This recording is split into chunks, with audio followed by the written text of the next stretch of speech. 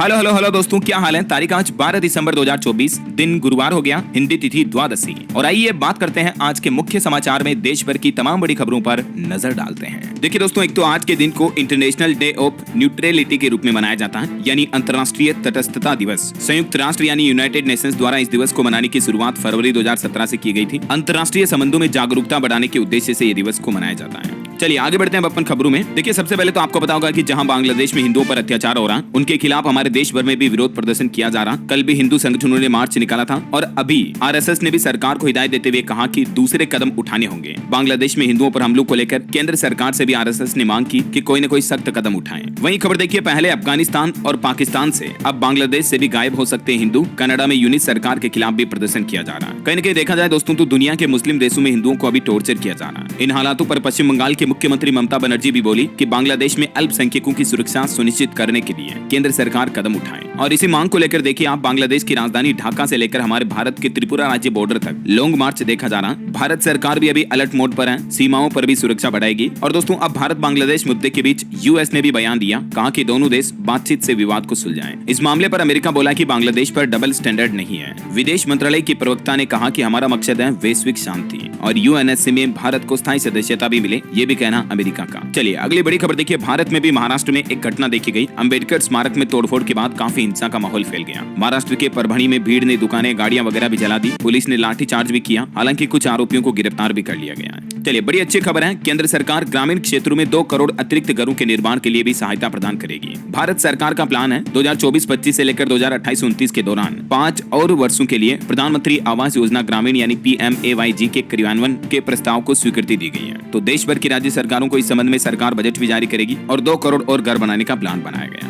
है ना। और वहीं दोस्तों कृषि स्टार्टअप को लेकर भी सरकार का कहना है कि खेतीबाड़ी से जुड़े जो स्टार्टअप उद्योग धंधे हैं उन्हें भी केंद्र सरकार फंड दे रही है। पिछले 5 वर्षों में 1700 से ज्यादा स्टार्टअप को 122 करोड़ रुपए से ज्यादा का फंड दिया गया। सरकार की तरफ से सदन में इस बात की जानकारी दी गई। और केंद्र सरकार ने लोन अप्रूवल पर भी डेटा जारी करते हुए कहा कि प्रधानमंत्री विश्वकर्मा योजना के तहत गरीब कारीगरों को 1751 करोड़ रुपए की लोन अप्रूवल अब तक दी गई। राज्यसभा में एक लिखित जवाब में ये बात की जानकारी दी है। और भारत के ग्रोथ रेट पर एक अपडेट आ रहा दोस्तों। एडीबी यानी एशियाई डेवलपमेंट बैंक की तरफ से साल 2025 वित्त वर्ष के लिए भारत की जीडीपी वृद्धि दर का अनुमान घटाकर 6.5% किया गया, जबकि पहले एडीबी ने 7% भारत की ग्रोथ रेट रखी थी, लेकिन अभी हालातों को देखते हुए आधा % घटा दी है। वहीं एक रिपोर्ट अच्छी निकल कर आ रही कि वैश्विक अर्थव्यवस्था में हमारे भारत की बड़ी भूमिका है। 54% से भी ज्यादा स्नातक रोजगार के काबिल हैं और 17% युवाओं की काबिलियत भी बढ़ी है।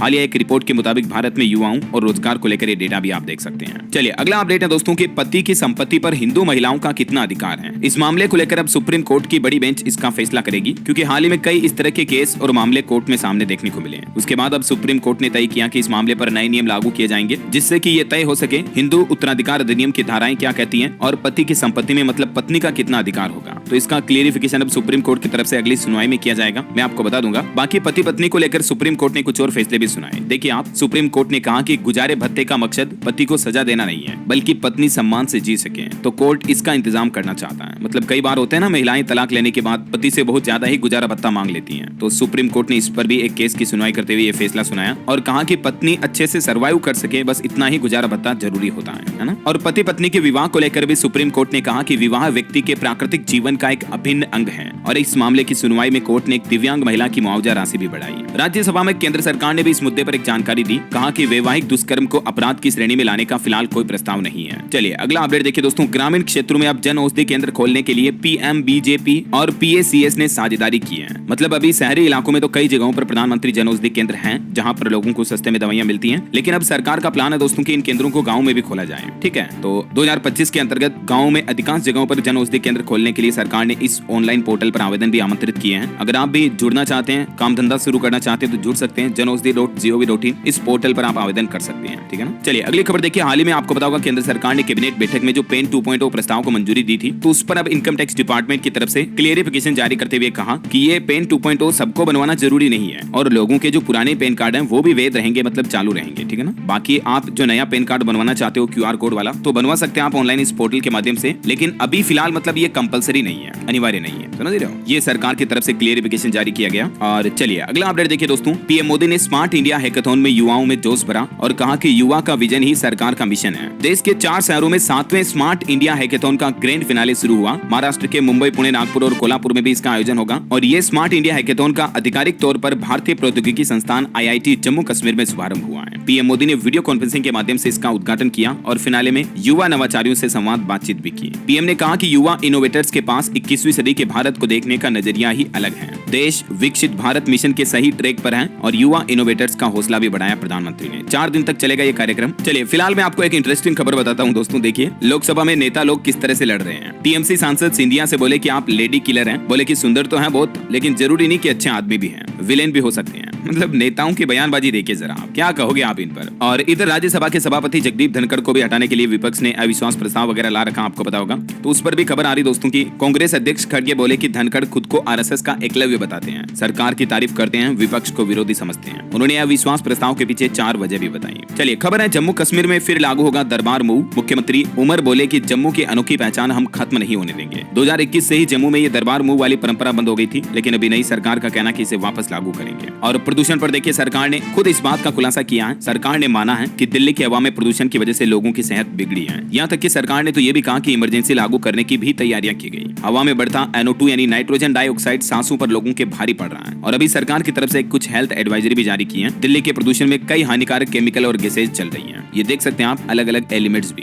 और एक बड़ी खबर आ रही दोस्तों, भारत में फिर से कोरोना के मामले बढ़ने को लेकर देखिए आप। उत्तर प्रदेश गोरखपुर में 28 बच्चों में मिला कोरोना वायरस। 29 बच्चों में स्वाइन फ्लू भी पाया गया। RMRC की रिसर्च में यह बड़ा खुलासा सामने आया। बच्चों के फेफड़ों को निशाना बना रहा अब वायरस। भले ही दोस्तों पिछले कुछ महीनों से भारत में कोरोना वायरस नियंत्रण में है, लेकिन इसका खतरा अभी तक खत्म नहीं हुआ है। गोरखपुर के क्षेत्रीय आयुर्विज्ञान अनुसंधान केंद्र यानी RMRC में एक्सपर्ट के अध्ययन में चौंकाने वाला खुलासा सामने आया है। रिसर्च में पाया गया है कि 28 बच्चों में कोरोना वायरस का संक्रमण मिला, जबकि 29 बच्चों में H1N1 यानी स्वाइन फ्लू भी मिला है। ये रिसर्च से जुड़े कुछ फैक्ट्स भी आप देख सकते हैं, तो बच्चों को लेकर आप भी सावधान रहें। चलिए अगला अपडेट आ रहा दोस्तों, झारखंड विधानसभा में राज्यपाल के अभिभाषण में कई अहम घोषणाएं की गई। महिलाओं को नौकरियों में 33% आरक्षण देने का भी वादा किया है झारखंड के राज्यपाल संतोष कुमार गंगवार की तरफ से। उन्होंने कहा कि राज्य की सरकारी नौकरियों में अब महिलाओं को 33% रिजर्वेशन मिलेगा, है ना। तो ये झारखंड की माताओं बहनों के लिए वाकई में बड़ी अच्छी बात है। अच्छा वही खबर देखिए, संजय मल्होत्रा आखिरकार अब अगले 3 सालों के लिए भारतीय रिजर्व बैंक RBI के 26वें गवर्नर के रूप में नियुक्त हो चुके हैं। उन्होंने अपना कार्यभार भी संभाला। जो पहले शक्तिकांत दास थे उनका कार्यकाल खत्म हुआ। पूर्व गवर्नर बोले कि GDP ग्रोथ सुस्त होने की वजह से अभी MPC मीटिंग में रेपो रेट में कटौती नहीं की गई है। और जैसे RBI के नए गवर्नर बने संजय मल्होत्रा, उन्होंने भी कहा कि भारत के बैंकिंग सिस्टम को मजबूत बनाना ही मेरी प्राथमिकता है। भारत की अभी आर्थिक स्थिति और ग्रोथ रेट से संबंधित सभी पहलुओं की स्टडी करूंगा मैं। दोस्तों ये संजय मल्होत्रा राजस्थान कैडर के 1990 बैच के IAS अधिकारी भी हैं, ठीक है ना। करंट अफेयर्स के हिसाब से इंपॉर्टेंट है, ध्यान रखिएगा, है ना। और भारत के लिए एक और बड़ी अच्छी खबर देखिए, इसरो का नया प्लान है 2035 तक भारत स्थापित करेगा अपना खुद का स्पेस स्टेशन और इसका नाम होगा भारत अंतरिक्ष स्टेशन। 2040 तक भारतीय लोगों को चांद पर भी उतारा जाएगा। देश के अंतरिक्ष राज्य मंत्री डॉक्टर जितेंद्र सिंह की तरफ से ये प्लान बताया गया कि 2026 या 25 के अंत तक भारतीय अंतरिक्ष एजेंसी इसरो इस मिशन पर काम करना भी शुरू कर देगी, है ना। चलिए खबर है, भारत ने रूस से S-400 की जल्द डिलीवरी देने को भी कहा। रूस के राष्ट्रपति व्लादिमीर पुतिन से हमारे देश के रक्षा मंत्री राजनाथ सिंह ने मुलाकात की और वो बोले कि दोनों देशों की दोस्ती सबसे ऊंचे पर्वत से भी ऊंची है। अभी आपको पता होगा दोस्तों, हमारे देश के रक्षा मंत्री राजनाथ सिंह रूस के दौरे पर है। यहाँ रूस की राजधानी मॉस्को में उन्होंने राष्ट्रपति व्लादिमीर पुतिन से मुलाकात की और दोनों नेताओं ने द्विपक्षीय रक्षा सहयोग और भारत रूस के संबंधों को मजबूती पर भी बातचीत की। चलिए टेक न्यूज से खबर आ रही है, माइक्रोसॉफ्ट कंपनी की सर्विसेज एक बार फिर से ठप हुई। कई सर्विसेज कल 6 घंटे तक बंद रही। न सिर्फ भारत में बल्कि भारत समेत दुनिया भर के कई यूजर्स परेशान हुए। माइक्रोसॉफ्ट के आउटलुक, ईमेल और वन ड्राइव जैसे कई प्रोडक्ट्स बंद हो गए थे, सर्वर क्रैश हो गया था। लेकिन अभी टेंशन की बात नहीं है, चल गया वापस, है ना। चलिए खबर देखिए, राहुल गांधी बोले कि हम अडानी पर अब चर्चा नहीं करेंगे। लोकसभा अध्यक्ष से भी मिले वो। JP नड्डा भी बोले कि कांग्रेस सोनिया सोरोस का रिश्ता बताए। और वहीं पॉलिटिक्स से जुड़ी एक और बड़ी खबर देखिए, महाराष्ट्र चुनाव को लेकर अभी भी विपक्ष ने EVM गड़बड़ी की शिकायत को बरकरार रखा और विपक्ष बोला कि हम सुप्रीम कोर्ट जाएंगे। जबकि आपको पता होगा महाराष्ट्र चुनाव के नतीजों के बाद चुनाव आयोग ने इस बार तो जांच भी कर ली है। वीवीपैट और EVM दोनों की काउंटिंग को मिलाया गया, कोई मिसमैच नहीं मिला।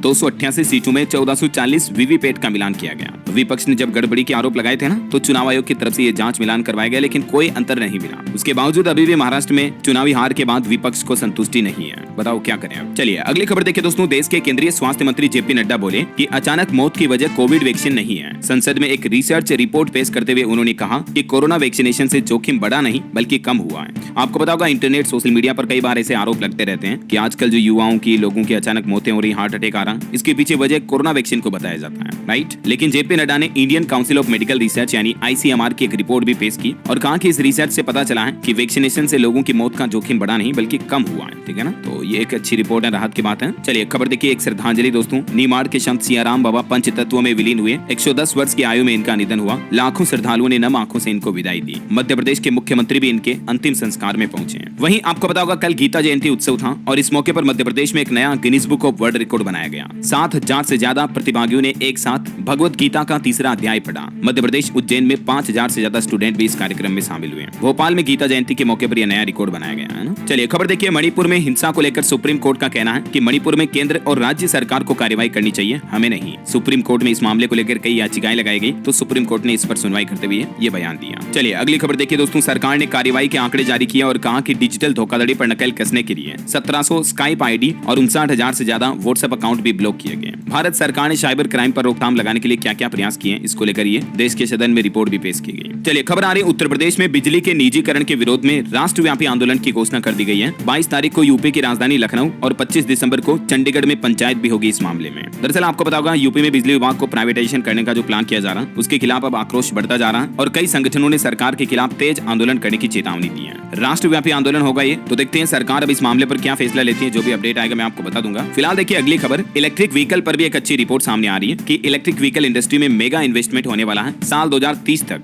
लगभग 3.5 लाख करोड़ रुपए के निवेश का प्लान बनाया गया है। कोलियर्स इंडिया की तरफ से ये रिपोर्ट सामने आ रही। तो अच्छी बात यह कि इससे भारत में इलेक्ट्रिक व्हीकल तो बढ़ेंगे। कई घरेलू और विदेशी कंपनियां जब इलेक्ट्रिक व्हीकल इंडस्ट्री में आएगी तो युवाओं को रोजगार भी मिलेंगे, है ना। वैसे एक नई इलेक्ट्रिक व्हीकल लॉन्चिंग पर भी खबर है। स्विच मोबिलिटी कंपनी ने नई इलेक्ट्रिक बस EIV12 भी लॉन्च की है। कंपनी का दावा है कि सिंगल चार्ज करने पर ये 314 किलोमीटर की रेंज देगी। चलिए अगला अपडेट देखिए। रेलवे जॉब्स को लेकर सरकार ने आंकड़े जारी किए। कहा कि 5 लाख लोगों को केंद्र की नरेंद्र मोदी सरकार में रेलवे में जॉब मिली, जबकि अभी भी रेलवे 58,642 खाली पदों को भरने का काम कर रहा है। खुद रेल मंत्री अश्विनी वैष्णव की तरफ से सदन में इस बात की जानकारी दी गई। और वहीं आपको पता होगा कई बार ऐसे सवाल उठाए जाते हैं कि सरकार रेलवे का भी प्राइवेटाइजेशन कर सकती है, मतलब कि क्या प्राइवेट हाथों में चली जाएगी रेलवे। तो रेल मंत्री के इस जवाब से भी आम आदमी को बड़ी राहत मिली है, क्योंकि सरकार का कहना है कि रेलवे संशोधन विधेयक भी लोकसभा में पारित हो चुका है और इस पर रेल मंत्री बोले कि इससे रेलवे का निजीकरण यानी प्राइवेटाइजेशन नहीं होगा। विपक्ष इस मामले पर झूठ फैला रहा है। सदन में रेल मंत्री की तरफ से ये जानकारी दी गई। इसके अलावा भी रेलवे को लेकर रेल मंत्री का कहना कि एकीकृत रेल मदद पहल ने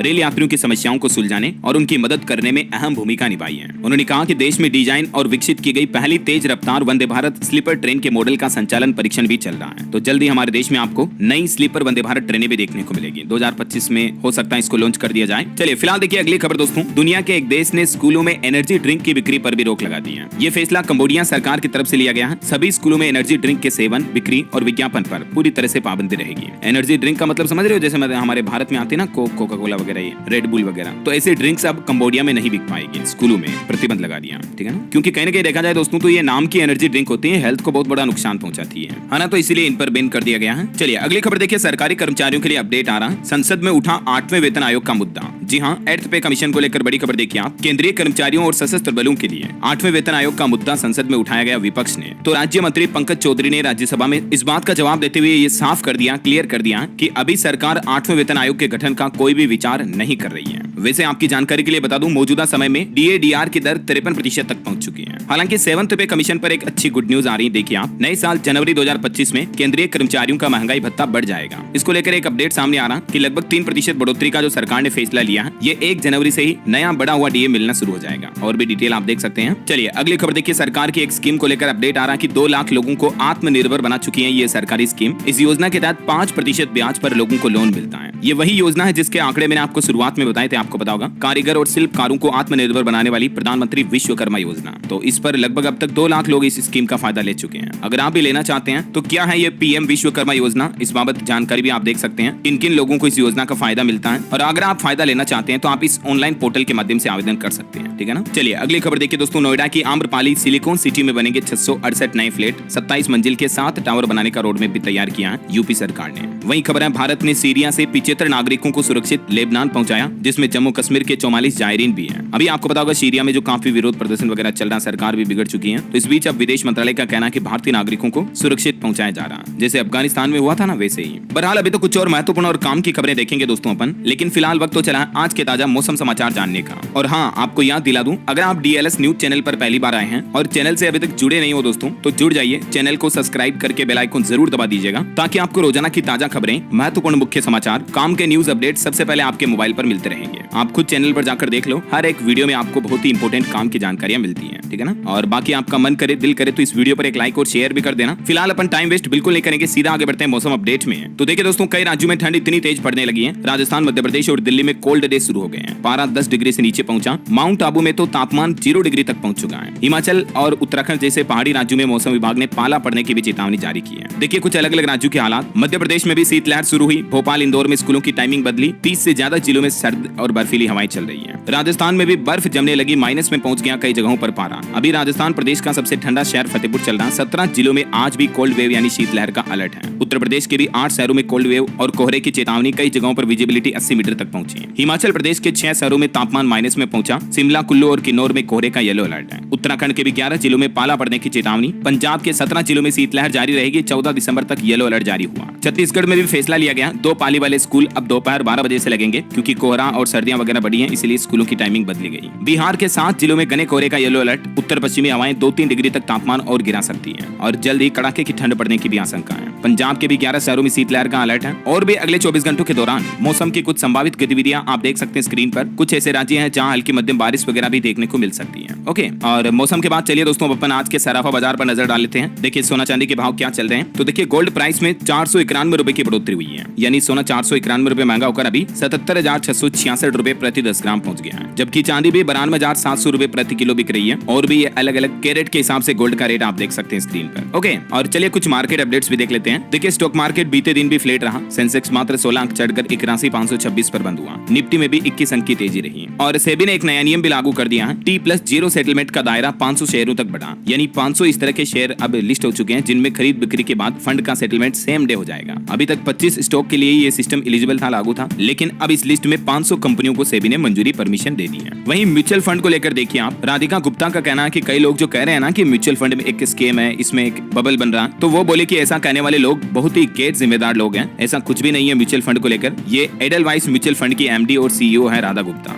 एक इंटरव्यू में इन्होंने ये बात कही। वहीं स्टॉक पर भी अपडेट आ रहा। वेदांता का शेयर रिकॉर्ड हाई पर पहुंच चुका है। 5% बढ़कर 525 के स्तर पर पहुंचा और कंपनी का मार्केट कैप पहली बार 2 लाख करोड़ के पार हुआ। और दोस्तों टेस्ला कंपनी भी अब दिल्ली में अपनी इलेक्ट्रिक कारों का शोरूम लगाने के लिए जगह की तलाश कर रही है। रिपोर्ट्स के मुताबिक 5000 स्क्वायर फीट का स्पेस चाहती है टेस्ला कंपनी, जबकि पहले भारत में एंट्री की योजना को कैंसिल किया था, आपको पता होगा, एलन मस्क ने। लेकिन अभी वो फिर से भारत में टेस्ला लाने का प्लान कर रहे हैं। वैसे म्यूचुअल फंड में इन्वेस्टमेंट को लेकर भी एक रिपोर्ट सामने आ रही है कि इक्विटी म्यूचुअल फंड में लगातार 45वें महीने निवेश का रिकॉर्ड बना है। नवंबर में SIP के जरिए 25,320 करोड़ का निवेश आया बीते महीने। ओके, और चलिए मार्केट के बाद अब अपन आगे बढ़ते हैं खबरों में। तो देखिए गृह मंत्रालय ने देश भर के सभी राज्यों से कहा कि अगले 3 महीने में यानी मार्च 2025 तक नए आपराधिक कानूनों पर पूरी तरह से अमल सुनिश्चित करें, इन्हें लागू करें। और दोस्तों PF खाता वालों के लिए भी एक अच्छी खबर सामने आ रही है। अगले साल से सीधे ATM से निकाल सकेंगे अपने PF का पैसा। जैसे आप अपने बैंक अकाउंट से ATM से पैसा निकाल सकते हो ना, ठीक वैसे ही देश के श्रम मंत्रालय द्वारा ये नया IT सिस्टम अपग्रेड किया जाना। अब आप अपने PF खाते का पैसा भी सीधे ATM के जरिए निकाल पाएंगे। समझ रहे हो? नए साल 2025 से आपको ये नई सुविधा मिलेगी। और वहीं देखिए दोस्तों, देश में प्राकृतिक आपदाओं को लेकर भी एक रिपोर्ट सामने आ रही है कि पिछले 5 सालों में चक्रवाती तूफानों का कहर देखा गया देश भर के कई राज्यों में। और इन तूफानों के विनाश के बाद राज्य सरकारों ने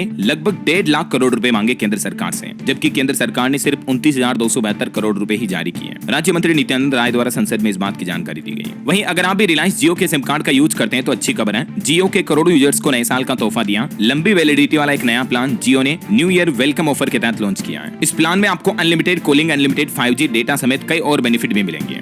जियो का यह प्लान 200 दिन की लंबी वैलिडिटी के साथ आएगा। नए साल 2025 के वेलकम के रूप में रिलायंस जियो की तरफ से इस प्लान का प्राइस भी 2025 रखा गया है। अगर आप 2025 का रिचार्ज करवाते हो अपने फोन में तो फिर आपको 200 दिन तक 500 GB हाई स्पीड डेटा मिलेगा और अनलिमिटेड कॉलिंग वगैरह मिलेगी, ठीक है ना। चलिए अगली खबर देखिए। नेपाल की राजधानी काठमांडू में पहला भारत नेपाल पर्यटन सम्मेलन का आयोजन हुआ और खबर है कि भारत में पहली बार सौर ऊर्जा द्वारा चलित जलकुंभी हार्वेस्टर का औद्योगिक डिजाइन भी स्वीकृत किया गया। ये देख सकते हैं इसका डिजाइन। वहीं एक रिपोर्ट सामने आ रही है दोस्तों कि देश में नवीकरणीय ऊर्जा क्षेत्र में कुल स्थापित क्षमता पिछले 10 सालों में 76 गीगावाट से भी ज्यादा बढ़कर 203 गीगावाट हो गई है। वहीं देश की राष्ट्रपति द्रौपदी मुर्मू ने नई दिल्ली के विज्ञान भवन में राष्ट्रीय पंचायत पुरस्कार भी प्रदान किए। खबर है संचार मंत्रालय ने 6G के भारत के दृष्टिकोण के अनुरूप कार्य योजना विकसित करने के लिए भारत 6G अलायंस का भी गठन किया है। अभी आपको बताऊंगा, आप और हम 5G इंटरनेट यूज करते हैं, लेकिन भविष्य में जल्दी आपको भारत में 6G इंटरनेट देखने को मिलेगा। 2030 तक 6G सेवाओं को शुरू करने का सरकार ने ये प्लान बनाया है। और देश के प्रधानमंत्री नरेंद्र मोदी भी बोले कि देश में बड़े पैमाने पर जो डिजिटल रूप से टेक्नोलॉजी बढ़ रही है, इसके साथ ही साइबर अपराध भी लगातार बढ़ रहे हैं, तो लोगों को सावधान रहने की भी उन्होंने चेतावनी दी है। अलर्ट रहें, आप हमेशा साइबर क्राइम को लेकर सतर्क रहें, ठीक है ना। चलिए दोस्तों, महंगाई पर अगली बड़ी अच्छी खबर आ रही है। गेहूं के भाव अब नहीं होंगे बेकाबू, सरकार ने स्टॉक रखने के लिए कुछ सख्त नए नियम लागू कर दिए हैं। गेहूं की अवैध जमाखोरी, कालाबाजारी रोकने के लिए सरकार की तरफ से आपको बताऊंगा पिछले कुछ महीनों पहले भी नए मानदंड लागू किए थे। तो अभी नए नियमों के मुताबिक सरकार का कहना है कि थोक विक्रेताओं को अब अधिकतम 2000 टन के बजाय 1000 टन ही गेहूं का स्टॉक रखने की अनुमति है। और जो खुदरा विक्रेता यानी रिटेल सेलर्स हैं, वो अधिकतम 10 टन की बजाय सिर्फ 5 टन ही गेहूं का स्टॉक रख पाएंगे। जब तक गेहूं की नई फसलें नहीं आ जाती तब तक सरकार ने ये लिमिट लगा दी है, ताकि लोग बाग अवैध कालाबाजारी करके स्टॉक ना करें, ऐसा है ना। चलिए, घूमने फिरने वाले लोगों के लिए अगली बड़ी अच्छी खबर आ रही दोस्तों। थाईलैंड जाने वालों के लिए 1 जनवरी 2025 से ही नई सुविधा लागू होने जा रही है। भारतीयों के लिए बड़ी अच्छी खबर है। दरअसल अब गैर थाई नागरिकों को,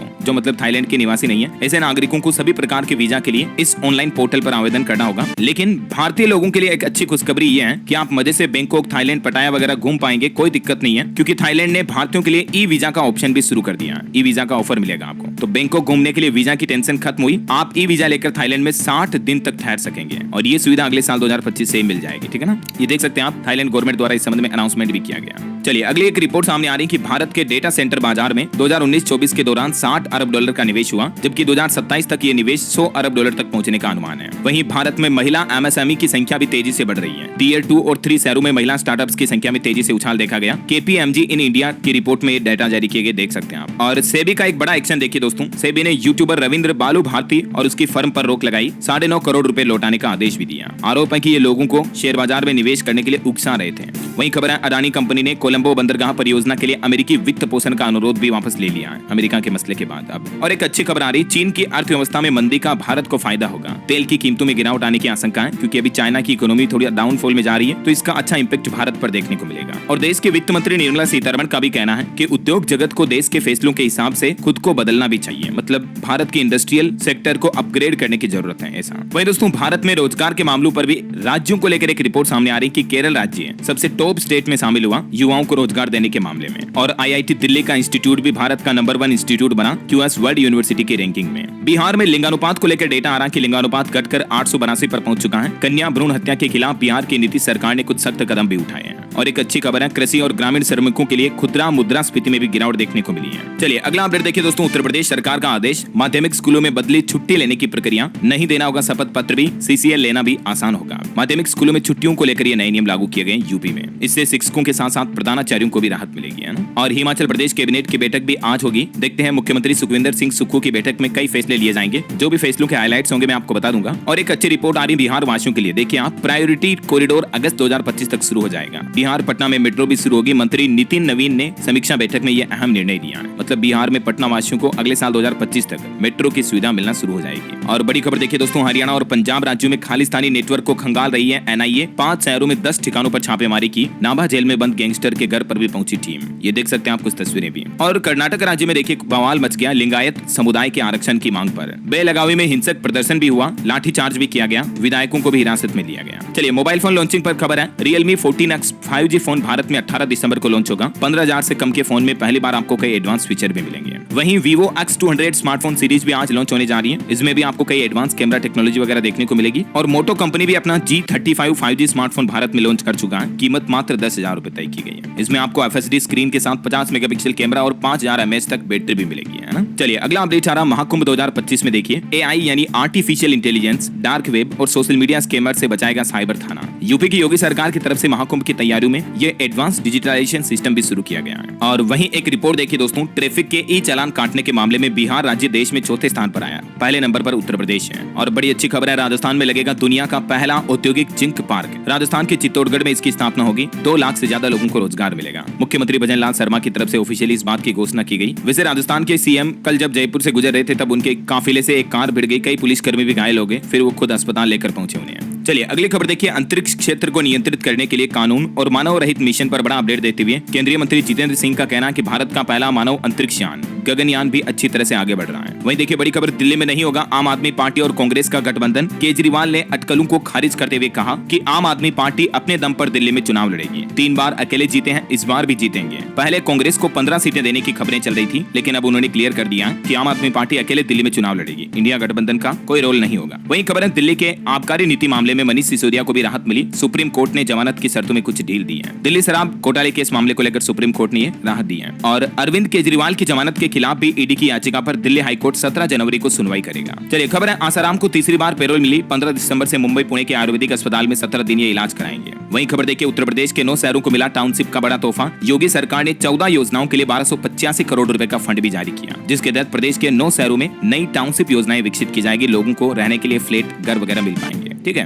इसके अलावा यूपी में हाईवे चौड़ीकरण को लेकर भी मंजूरी मिल चुकी है। अधिग्रहित की जाएगी 21 गाँव की जमीन, 600 करोड़ रुपए का मुआवजा भी दिया जाएगा। अलीगढ़ जिले के 31 गाँव से ये हाईवे गुजरेगा। ठीक है ना। वहीं देखिए बड़ी खबर, हरियाणा राज्य में पूरी तरह से लागू होंगे नए आपराधिक कानून। गृह मंत्री अमित शाह ने अधिकारियों को नया टास्क फोर्स भी दिया और सभी राज्यों के साथ साथ हरियाणा में भी आदेश जारी हुआ कि 31 मार्च तक तीनों आपराधिक कानून लागू कर दिए जाएंगे। वैसे हरियाणा के 8 नगर निगमों में चुनाव भी जल्दी होंगे। चुनाव आयोग की तरफ से वोटर लिस्ट का नया शेड्यूल भी जारी किया है। हरियाणा में एसजीपीसी के चुनाव का ऐलान हुआ। 19 जनवरी 2025 को मतदान होगा। ठीक है, और 20 दिसंबर से नामांकन भी शुरू हो जाएंगे। हरियाणा सरकार का एक और फैसला देखिए दोस्तों, CLU सर्टिफिकेट अब मात्र 60 दिन में मिल पाएगा। निगम इलेक्शन से पहले 2 शहरों की 16 सेवाएं भी नोटिफाई हुई। और वहीं खबर देखिए, किसानों के विरोध के बीच कृषि मंत्री खुद हरियाणा पहुंचे और किसान आंदोलन पर बोलने से बचे। हरियाणा में केंद्रीय मंत्री शिवराज सिंह ने कहा कि मैं रोज किसानों से मिलता हूं। 23 फसलों पर MSP भी दे रही है सरकार, लेकिन उन्होंने किसान आंदोलन पर कोई बातचीत नहीं की। चलिए अपन कुछ और स्टेट न्यूज अपडेट देख लेते हैं फटाफट से। देखिए राजस्थान में उद्योग लगाने के लिए भी सस्ती जमीन मिलेगी। मुख्यमंत्री बोले कि 2 साल बाद फिर राइजिंग समिट होगा राजस्थान में, MOU का भी हिसाब देंगे।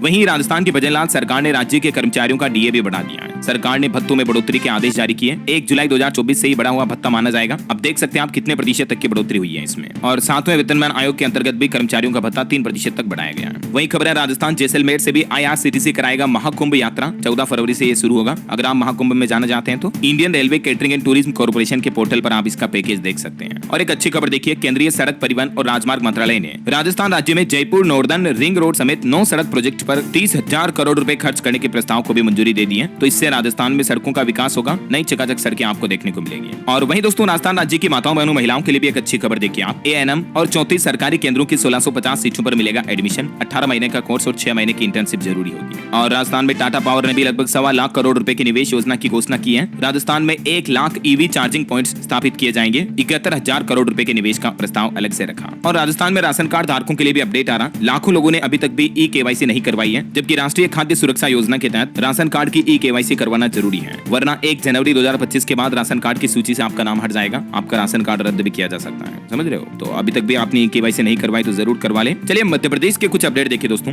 MP में नए साल 2025 में दौड़ेगी सरकारी यात्री बसें। अगले कैबिनेट बैठक में प्रस्ताव पर लग सकती है मुहर। वहीं छत्तीसगढ़ से भी महाकुंभ के लिए 3 स्पेशल ट्रेनें शुरू करेगा रेलवे। 25 जनवरी को छूटेगी पहली ट्रेन। और बिजली को लेकर भी छत्तीसगढ़ में अपडेट आ रहा कि 2030 तक 500 बिलियन वोट बिजली उत्पादन का लक्ष्य रखा है। हाउसिंग सोसाइटियां होगी और सौर ऊर्जा से रोशन 50% तक कम हो सकता है बिजली का बिल भी। वहीं खबर है, महाकुंभ थीम पर विश्व की सबसे बड़ी रंगोली बनाई गई। देख सकते हैं आप, उत्तर प्रदेश में प्रयागराज महाकुंभ से पहले 55,000 वर्ग फीट एरिया में ये रंगोली बनी। 50 लोगों ने 72 घंटों में इस रंगोली को तैयार किया और नया Guinness book of world record भी बन चुका है। वहीं यूपी में काशी विश्वनाथ कॉरिडोर के भी 3 साल पूरे होने के मौके पर 2 लाख भक्त पहुंचेंगे। 24 घंटे चलेगा महारुद्राभिषेक। 13 दिसंबर को इस कार्यक्रम का आयोजन होगा। चलिए अगली खबर देखिए दोस्तों। झारखंड सरकार ने अपने दूसरे कार्यकाल का बजट जारी कर दिया है। 11,697 करोड़ रुपए का द्वितीय अनुपूरक बजट पेश किया। झारखंड में मैया सम्मान योजना के लिए भी 6,390 करोड़ रुपए आवंटित हुए। इसके अलावा भी झारखंड सरकार ने बजट में स्कूली शिक्षा, ऊर्जा और कृषि पशुपालन पर फोकस रखा है। हेमंत सोरेन सरकार के 2.0 यानी दूसरे कार्यकाल के पहले बजट में महिलाओं को मैयाओं को सम्मान दिया गया। हर महीने 2500 रुपए देने के लिए ये 6,390 करोड़ का बजट निकाला गया। और इसके अलावा बिजली बिल भी माफ करने की घोषणा की। सस्ता गैस सिलेंडर के लिए कुछ इंतजार करना पड़ेगा। इसके अलावा झारखंड सरकार का कहना है कि युवाओं को नौकरी देने की भी तैयारी कर रही है सरकार। अगले 1 महीने में 3,000 पदों पर वैकेंसी निकलेगी 30 दिन के अंदर अंदर। और डेटा अगर देखें तो झारखंड के अलग अलग सरकारी विभागों में लगभग लगभग 2,53,000 यानी 2.5 लाख पद खाली पड़े हैं, तो इनको भी जल्दी भर्ती किया जाएगा। JSSC इसी महीने एग्जामिनेशन कैलेंडर भी जारी करेगा। चलिए अगला अपडेट है, पंजाब में 2025 के त्योहारों का कैलेंडर जारी हुआ। मई में 2 दिन छुट्टी रहेगी, अप्रैल में सबसे ज्यादा हॉलीडे रहेंगे, स्कूल कॉलेज समेत कई सरकारी शाखाएं भी बंद रहेगी। ये कैलेंडर की कुछ लिस्ट भी आप देख सकते हैं। वहीं खबर है, पंजाब में शराब की कीमतें 10% तक बढ़ेगी। नई आबकारी नीति का मसौदा तैयार हो चुका है। सरकार ने 10,350 करोड़ रेवेन्यू कलेक्शन का टारगेट रखा है शराब के जरिए, तो इसलिए अब शराब को महंगी किया जाएगा। रिपोर्ट्स के मुताबिक पंजाब में 5 से 10% तक वाइन दारू की कीमतें बढ़ सकती हैं। वहीं खबर है दोस्तों, पंजाब में प्लेवे स्कूलों के लिए भी गाइडलाइन तय हुई। एडमिशन के समय बच्चे का स्क्रीनिंग टेस्ट और पेरेंट्स का इंटरव्यू अब जरूरी नहीं होगा। वहीं पंजाब के स्कूलों में जंक फूड पर भी पाबंदी रहेगी। तो ये छोटे बच्चों के लिए पंजाब सरकार की तरफ से कुछ नए नियम लागू किए गए हैं, ठीक है ना। चलिए अगला अपडेट है, उत्तराखंड के मुख्यमंत्री पुष्कर सिंह धामी कैबिनेट की बैठक हुई। 22 फैसलों पर मुहर लगी। उत्तराखंड के ऊर्जा विभाग के मामलों में उपभोक्ताओं को सब्सिडी देने का भी अनुमोदन किया गया। नई आवास नीति को भी मंजूरी मिली। ये कुछ और पुष्कर सिंह धामी कैबिनेट के फैसलों की लिस्ट आप देख सकते हैं, क्योंकि अभी मैं एक एक को बोलूंगा तो काफी ज्यादा लंबा समय लग जाएगा, ठीक है। तो आप ये वीडियो को पॉज करके देख लीजिएगा। इसके अलावा उत्तराखंड में अतिथि शिक्षक यानी गेस्ट टीचर्स को भी बड़ा झटका लगा है। मानदेय बढ़ाए जाने के प्रस्ताव को वित्त विभाग ने रद्द कर दिया, तो फिलहाल अतिथि शिक्षकों का वेतन तनख्वाह वगैरह नहीं बढ़ेगी। चलिए कुछ और न्यूज अपडेट देखते हैं फटाफट से, फिर एजुकेशनल खबरें देख लेंगे अपन। देखिए खबर है, यूपी प्रयागराज में 4 कॉरिडोर समेत 600 परियोजनाओं का लोकार्पण करेंगे पीएम मोदी। युद्ध स्तर पर तैयारियां चल रही है। प्रधानमंत्री नरेंद्र मोदी 13 दिसंबर को कल यूपी प्रयागराज का दौरा करेंगे। लगभग 3.5 घंटे वो प्रयागराज में रुकेंगे। चलिए अगली खबर है, अब किसान भाई लोग इस तारीख को करेंगे फिर से दिल्ली कूच। शंभू बॉर्डर से किसान नेता शरवण पंडेर की तरफ से बड़ा ऐलान करते हुए कहा गया 14 दिसंबर को परसों फिर से दिल्ली कूच की जाएगी। वहीं टेक न्यूज से खबर है, यूट्यूब ने एक नया AI फीचर पेश किया, जिसके तहत आप अलग अलग भाषाओं में डबिंग कर पाएंगे, वीडियो को अलग अलग लैंग्वेज में देख पाएंगे। और खबर देखिए दोस्तों, जापान देश में बच्चे कम पैदा हो रहे हैं, तो जापान सरकार ने एक नया आदेश जारी किया। बच्चे पैदा करने पर कंपनी कर्मचारियों को छुट्टी भी देगी। जापान की राजधानी टोक्यो में यह प्रजनन दर बढ़ाने के लिए नया आदेश जारी हुआ। वहीं खबर है, ग्रामीण पर्यटन को बढ़ावा देने के लिए होम स्टे नीति लागू करेगा। जम्मू कश्मीर सरकार की तरफ से यह बड़ा फैसला लिया गया राज्य में पर्यटन को बढ़ावा देने के लिए, ठीक है। और एक खबर देखिए दोस्तों, बिहार राज्य के शिक्षकों की मुश्किलें बढ़ने वाली हैं। शिक्षा विभाग की तरफ से एक नया आदेश जारी किया गया, जिसके तहत अब हर सप्ताह हर सोमवार को एक काम करना पड़ेगा बिहार के टीचर्स को। वैसे तो बिहार में बड़ी संख्या में हाल ही में शिक्षकों की भर्ती हुई है। अब शिक्षा विभाग की तरफ से एक नया नियम लागू किया गया। अब स्कूलों में रोजाना 1 घंटे स्पेशल रीडिंग क्लास और मैथ्स की क्लास होगी, क्योंकि मैथ्स में अक्सर स्टूडेंट कमजोर होते हैं, है ना। और हर सोमवार टेस्ट भी लिए जाएंगे स्कूलों में, ताकि बच्चों का एजुकेशन लेवल पता चल सके, ऐसा। वहीं दोस्तों, कर्नाटक के पूर्व मुख्यमंत्री के निधन के बाद सरकार ने 3 दिन के राजकीय शोक की घोषणा की है। स्कूल कॉलेज वगैरह बंद रखने का फैसला किया है। और छत्तीसगढ़ के मुख्यमंत्री विष्णुदेव साय की बड़ी घोषणा देखिए, रायपुर के इंटरनेशनल स्टेडियम में लगेगी शहीद वीर नारायण सिंह की प्रतिमा भी। और एक बड़ी खबर आ रही है कि अमेरिका में माता पिता बनने वाले भारतीयों के बच्चों को US की नागरिकता अब नहीं मिलेगी। डोनाल्ड ट्रंप सरकार इस कानून को खत्म करने का प्लान बना रही है। और खबर है, बिहार सरकार पर फिर मेहरबान हुई केंद्र सरकार। नई घोषणा से गरीब तबकों को बड़ा फायदा होगा। दरअसल बिहार में चालू वित्त वर्ष में 5.5 लाख अतिरिक्त प्रधानमंत्री आवास योजना के तहत मकान बनाने के लिए केंद्र सरकार ने बिहार सरकार को बजट देने का भी फैसला किया। तो ये बिहार वासियों के लिए अच्छी बात है। चलिए आपके हेल्थ को लेकर कुछ अपडेट बताता हूँ। देखिए एक तो बड़ी अच्छी खबर आ रही है, वैज्ञानिकों ने बनाया एंटी HIV इंजेक्शन, जो कि 96% तक कारगर है। जो HIV एड्स वगैरह की बीमारी होती है ना, उसका भी अब इलाज हो पाएगा, क्योंकि लगभग पूर्ण इलाज करने की सफलता तक पहुंच चुके हैं वैज्ञानिक। तो ये एक अच्छी बात है। और इसके अलावा एक अच्छी खबर आ रही है, हीमोफीलिया मरीजों में भी भारत की पहली मानव जीन थेरेपी सफल हुई। गंभीर श्रेणी के रोगियों पर भी इसका असर देखने को मिला है। और शुगर मरीजों के लिए भी एक बड़ी राहत की खबर देखिए दोस्तों, अब केवल 5 मिनट में जान सकेंगे फास्ट फूड का ग्लाइसेमिक इंडेक्स। IIT गुवाहाटी के शोधार्थियों ने ये नई टेक्नोलॉजी विकसित की है, जिसके तहत आप घर पर ही फूड वगैरह के ग्लाइसेमिक इंडेक्स चेक कर पाएंगे, जिससे आपको पता चल पाएगा कि मतलब अगर आपको शुगर है तो आपको कौन सा खाना चाहिए, कौन सा नहीं खाना चाहिए, वगैरह वगैरह, समझ रहे हो। चलिए अंत में कुछ एजुकेशनल खबरें देख लेते हैं अपन। देखिए CUET UG करने वालों के लिए अच्छी खबर है, अब मन चाहे सब्जेक्ट से दे सकेंगे आप ये एग्जाम। 2025 से ऑनलाइन होगी परीक्षाएं। UGC ने 6 बदलावों को मंजूरी दी है CUET को लेकर, और ये 6 ही बदलाव कौन कौन से इनकी लिस्ट और डिटेल भी आप देख सकते हैं। चलिए खबर आ रही है, राजस्थान में 27 फरवरी को होगी रीट की परीक्षा। 16 दिसंबर से भर सकेंगे आवेदन फॉर्म, 15 जनवरी इसकी लास्ट डेट रहेगी। वहीं राजस्थान में सीनियर टीचर के 2129 पदों पर भी वैकेंसी निकली है, 24 जनवरी तक आवेदन कर सकते हैं। और दोस्तों, गुजरात सरकार की तरफ से 12वीं बोर्ड एग्जाम की डेट बदली गई। अब 13 की जगह 17 मार्च को खत्म होंगे पेपर। गुजरात में होली वगैरह के त्योहार के चलते बोर्ड की तरफ से ये फैसला लिया गया। वहीं छत्तीसगढ़ पुलिस ASI भर्ती के लिए आवेदन जमा करने की समय सीमा भी बढ़ चुकी है। छत्तीसगढ़ लोक सेवा आयोग की तरफ से तारीख को बढ़ाकर 25 दिसंबर कर दिया है। ओके, और अंतर्राष्ट्रीय न्यूज पर एक बड़ी खबर देखिए दोस्तों, इजराइल के प्रधानमंत्री बेंजामिन नेतन्याहू ने सीरिया को सख्त चेतावनी दी और कहा कि सीरिया ने अगर ईरान को सपोर्ट किया तो जो पिछली सरकारों के साथ हुआ वही नई सरकार के साथ भी होगा। अभी जो सीरिया में मसला चल रहा है ना, इस बीच इजराइल के प्रधानमंत्री ने यह हिदायत दी है। ओके, और चलिए अंत में आज के राशिफल पर नजर डाल लेते हैं। देखिए आज कर्क और तुला राशि वालों की इनकम बेहतर होगी। वृश्चिक वृश्चिक राशि वालों को पुरानी समस्या से राहत मिलने के योग है। और भी कुछ अलग अलग राशियों का राशिफल आप देख सकते हैं स्क्रीन पर, इस टेबल में देख लीजिएगा। मैं डेली लास्ट में एक डिटेल वाली ये टेबल ऐड कर देता हूं, तो यहाँ पर आप अपनी राशि का राशिफल भी देख सकते हैं। ओके, और हाँ दोस्तों, आप मुझे कमेंट करके बताइए कि अभी हमारे देश का कौन सा IIT इंस्टीट्यूट नंबर 1 रैंकिंग में है। कमेंट करके लिखना। आपको सही जवाब देने वाले लोगों को रैंडमली सेलेक्ट होने पर DLS न्यूज टीम की तरफ से एक शानदार सरप्राइज गिफ्ट जीतने का मौका मिलेगा। और इसी के साथ ही अगर आपको वीडियो अच्छा लगा तो इसे लाइक करना, शेयर भी करना। DLS न्यूज चैनल को सब्सक्राइब करके बेल आइकन जरूर दबा देना, रोजाना ऐसे इन्फॉर्मेटिव काम की खबरें देखते रहने के लिए। ख्याल रखिएगा अपने आप का, अपने परिवार का। मिलेंगे अगले नेक्स्ट अपडेट में, तब तक के लिए जय हिंद, जय भारत, वंदे मातरम।